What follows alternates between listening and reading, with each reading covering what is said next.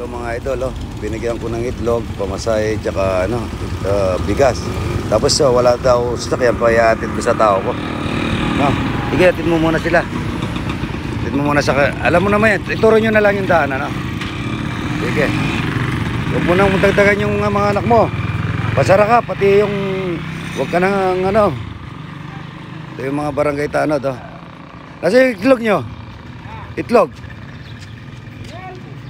Pinamigay nyo? O sige, patadala ko. Anong hinihingi mo? Anong hinihingi mo? Dapat pagka ganun yung tao, magbigay pa kayo, huwag kayong mangingi. Kayo pa magbibigay. Diba? Ang dami mo naka-abroad, diba? Meron ka nasa Canada, meron ka nasa Hong Kong. Pagka nakita natin na ganun yung tao, huwag kayong mangingi, kayo pang magbibigay dapat. Dami naka-abroad nito eh, Commander Talapa ito eh. Mga kumpare ko yan, mga barangay tanod, naka-net yan. Good morning mga idol, ito yung papasok na ako. Maaga yung mga nangingid dito mga idol. Sa hirap ng buhay. Ako mga idol, pinakikita ko yun, ulitin ko. Kasi para yung mga ibang tao na na pwedeng tumulong sa mga kamukhang mahina ang buhay mga idol, tumulong tayo para wala, maganda tayo may kinakain pa, yung iba talagang wala.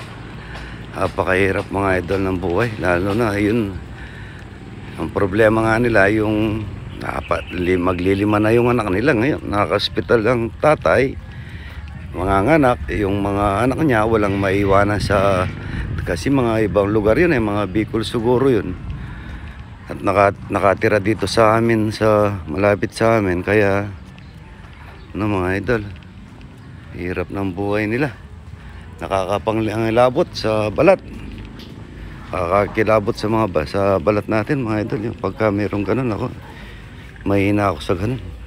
Si Mamboy ko, linininis yung bahay ng mga aso ko. Ang bango. Arga, Pinti, Diesel, kape ka na Mamboy. May pandasal doon, tsaka tinapay. Bumili ako, Magandang umaga mga idol. I-upload ko to. Magandang umaga po. Napakaganda rito mga idol. Umaga napakalinis. Umagang kay ganda. Almusal tayo ngayon mga idol. Luluto ako ng tahong, tuyo, itlog, at saka